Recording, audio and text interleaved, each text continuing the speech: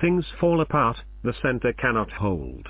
W.B. Yeats's poem is oft quoted, usually histrionically.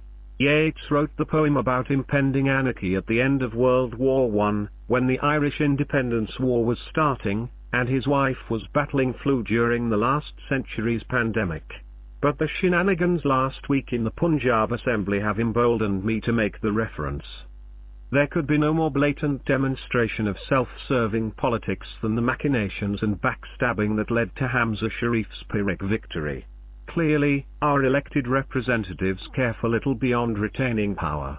The circle of those they serve, never broad, has inexcusably narrowed to immediate family members, power brokers and alleged criminals that help retain their power.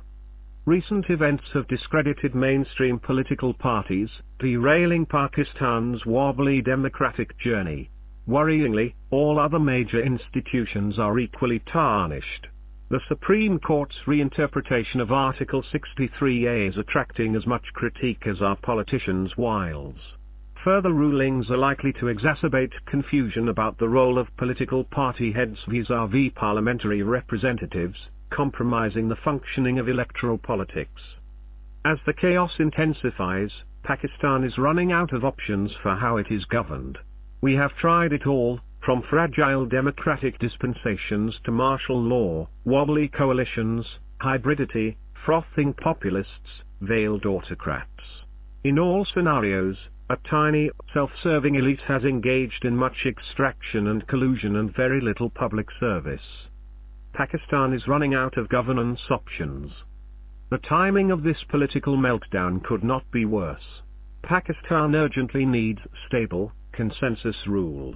The country is on the verge of an economic meltdown, hurtling between bailouts from the IMF and erstwhile allies. Though few will admit it, the climate crisis has overtaken all other events. This year's floods and heat waves foreshadow mass hunger, health crises, and resulting conflict.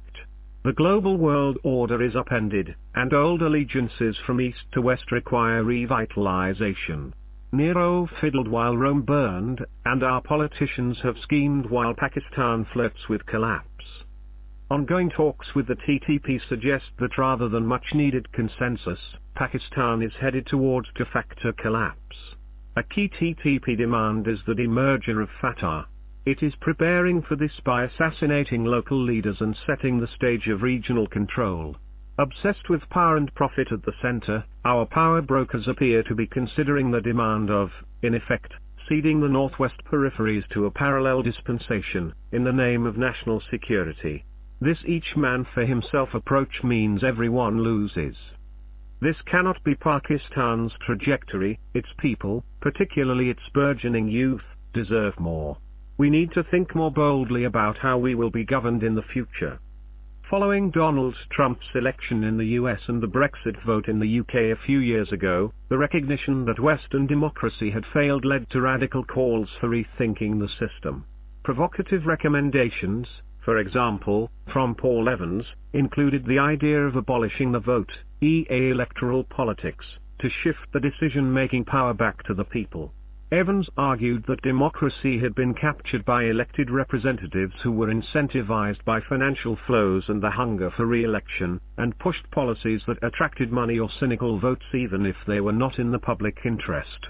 Evans called for the use of technology and clever marketing techniques to gauge what people really want, using public consensus to drive policy priorities. One cannot suggest anything this dramatic in Pakistan. Any call to review electoral politics here is quickly misinterpreted as a yearning for authoritarian rule, usually the booted kind.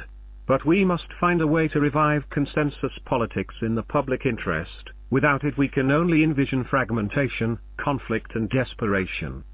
Writing in these pages last week, Asim Sajjad Akhtar eloquently argued that Pakistan needs a new social contract that acknowledges the country's ethnic diversity and fosters more inclusive politics. He believes there are enough Pakistanis committed to this positive alternative to offer hope. After the Punjab Assembly farce, I wonder if that optimism is misplaced. Our politicians have shown the only thing they agree on is their sense of entitlement to power. Our public, easily swayed by conspiracy theories and populist chest-thumping, has shown itself incapable of a people's movement for inclusion and consensus politics. Remember the McDonald's brigade? Sections of our media are co-opted, our policymakers and academics sidelined and silenced, our school curriculums made increasingly regressive, our progressive politicians unlawfully incarcerated. Who will build the consensus that Pakistan needs? The writer is a political and integrity risk analyst. Twitter, @HumorUseYouth. Published in Dawn, July 25, 2022.